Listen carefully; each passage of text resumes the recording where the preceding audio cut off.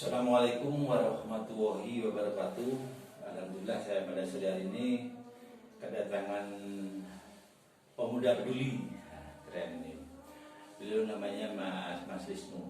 Ya. Mas Wisnu ini yang akan kami ajak untuk bersama-sama ya membangun atau mewujudkan desa wisata bunga. Ya. Dari program saya tadi sebelumnya sudah saya sampaikan kepada Mas Wisnu secara baik pun ya, tapi Mas Wisnu ingin silaturahmi. Alhamdulillah beliaunya berkenan hadir ya di podcast Warispi. Kira-kira untuk program saya ya dari ini Mas Wisnu ya yang ada di banner, kira-kira menurut sampean gimana? Mungkin ada yang kurang atau bagaimana mungkin Mas Wisnu? Ya. Lagi terima kasih Pak Hari. Kebetulan tadi hujan, mungkin dari kemarin ya kita janjian. Terus janjian lagi, batal lagi ya mungkin karena waktu yang hujan ya, terus ini tadi juga habis dari Gunung Kawi, waktu gimana guys? Ya wis lah, habis dulu dari Gunung Kawi kita ke sini. Alhamdulillah kita bisa berpikiran yang sama, artinya untuk ya bagaimana masih dilanjut lagi ya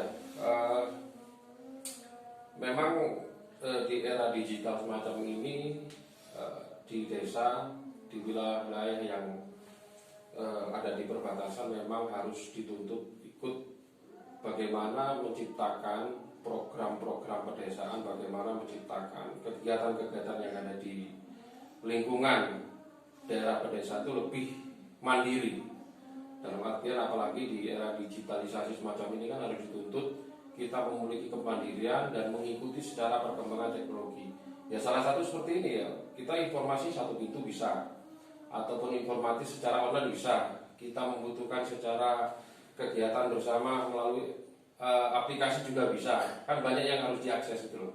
Tapi kalau kita tidak selalu mengikuti perkembangan ataupun mencoba perkembangan aplikasi itu, ya kita sedikitnya kan agak susah nanti untuk mengikuti itu. Makanya dari program-program yang Warispi tawarkan ini memang bagus, maksimal, secara konsep memang luar biasa. Ketika salah satu anak bangsa ini memiliki aplikasi yang luar biasa, maka harus dikeluarkan sebagai aplikasi yang maksimal.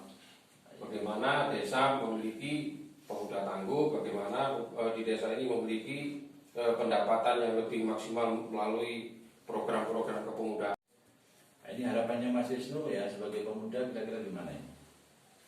Harapannya ke depan ya pemuda harus mandiri dan juga harus memiliki keinginan dan tanggung jawab.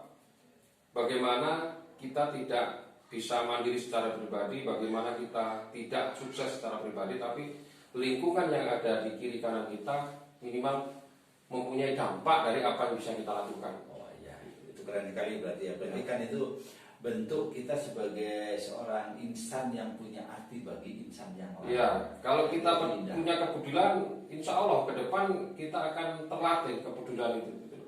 Alhamdulillah. Ya mungkin itu ya untuk bincang-bincang kali ini, bincang singkat ya dengan Mas Wisnu sebagai salah satu tokoh pemuda yang peduli dengan pemuda pastinya. Nah, semoga harapannya Mas Wisnu tadi bisa kita wujudkan. Ya mungkin untuk sementara itu Mas Wisnu ya. Ada kata ya, wassalamualaikum warahmatullahi wabarakatuh. Waalaikumsalam.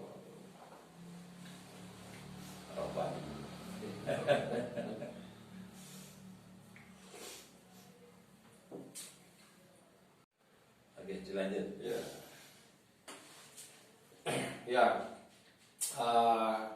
pemuda bukan hanya membutuhkan pekerjaan, tapi sekarang pemuda ya juga butuh membuka lapangan pekerjaan, tapi bukan untuk bekerja secara fisik, tapi juga bisa mempekerjakan orang, membuat usaha dari rumah.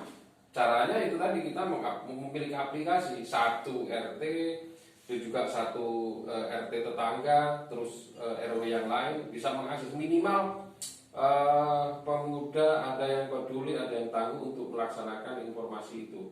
Dan juga nanti sistem kerjanya kan bisa melalui informasi ke teman-teman. Jadi kembangannya akan ada kemudahan komunikasi antar pemuda RT Ya. yang mungkin selama ini masih belum bisa terwujud itu. Ya insya Allah kalau program ini memang kita punya kesepakatan, ya memang ini konteksnya kita harus berjuang ya, karena merubah mindset ya dari pemuda-pemuda mungkin yang selama ini cuek, atau mungkin pemuda selama ini wis akar PDW, paling enggak ini menjadi sebuah ruang untuk berinovasi tadi ya. Sehingga di saat kita berkegiatan dengan inovasi tadi, itulah yang kita rasiokan pemuda tangguh itu di situ. Jadi di otaknya itu sudah kemasukan energi-energi positif karena berkegiatan.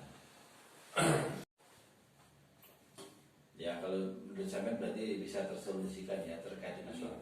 Terus terkait dengan penciptaan lapangan kerjaan tadi ya, misalkan 1 RT, 1 ojek online, kira-kira bisa nggak itu diwujudkan? Ya kalau untuk pekerjaan, kita dari aplikasi kan kita bisa menciptakan usaha, bukan hanya kerjaan loh, kita menyiapkan usaha bisnis. Tergantung nanti bagaimana kita bisa mengakses informasi itu melalui aplikasi. Makanya kan penting sekali kita menangkap ini suatu hal yang luar biasa untuk menambah segala sesuatunya di dalam diri kita, mulai pendapatan, informasi, dan juga masalah bisnis. Jadi tidak menciptakan lapangan pekerjaan bukan berarti harus bekerja, tapi mengawali sebuah usaha baru itu juga menciptakan lapangan kerja juga. Ya, benar. Ya mungkin itu ya dari apa yang sudah kami jelaskan di awal sebelumnya. Ternyata pemahaman Mas Wisnu ini begitu cepat ya merespon, karena di saat kita sudah membangun sistem 1 RT ada 1 pemuda, terus 1 RT itu ada outlet online ya, karena ini kaitannya dengan rumah besar online. Jadi konsep saya 1 RT 1 pemuda cerdas ya. Pemahaman saya terkait dengan 1 RT 1 pemuda cerdas tadi itu bisa nggak diwujudkan kira-kira? Ya harus bisa terwujud. Karena apa? Kalau kita jadi menurut saya informasi itu ibarat air, itu maksudnya apa? Jadi orang bangun tidur itu sudah butuh informasi. Misalkan ya informasi, saya mau mandi ada airnya enggak? Kalau itu kan. Di saat saya mengatakan informasi itu identik dengan air, menurut saya itu kira-kira ya apa? Ya kalau informasi ya harus kita sandingkan dengan kebutuhan.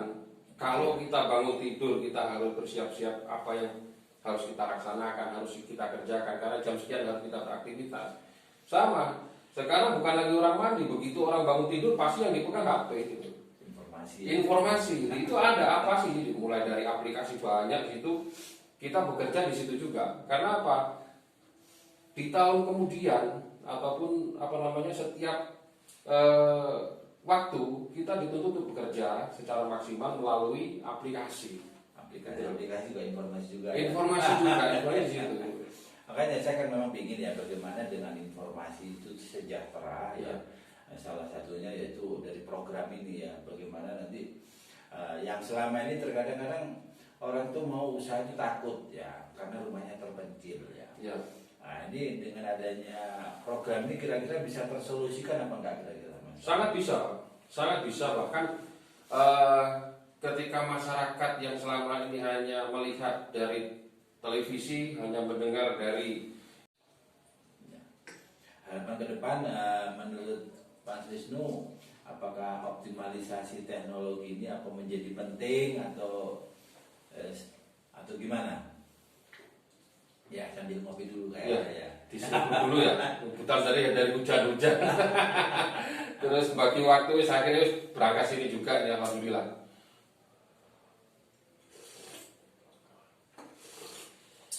Ya kalau dibilang teknologi itu penting atau tidak penting, harus tidak mengikuti, ini harus diwajibkan Pak Arif. Wajib ya. Wajib karena kan teknologi perkembangan zaman kan selalu dituntut. Karena kan sifatnya itu kan kebutuhan yang harus manusia mengikuti perkembangan teknologi. Kalau tidak, kita susah gitu. Apalagi sekarang kan orang kan semua kan pada sakti. Di tangan mereka sudah bisa akses apapun gitu. Makanya kan ketika di desa ini memang di batasan wilayah kabupaten memang memiliki sistem dan pemuda-pemuda yang mandiri untuk meningkatkan segala sesuatunya yang menjadi income pendapatan kepemudaan, income pendapatan yang ada di daerah desa ataupun pemerintah desa.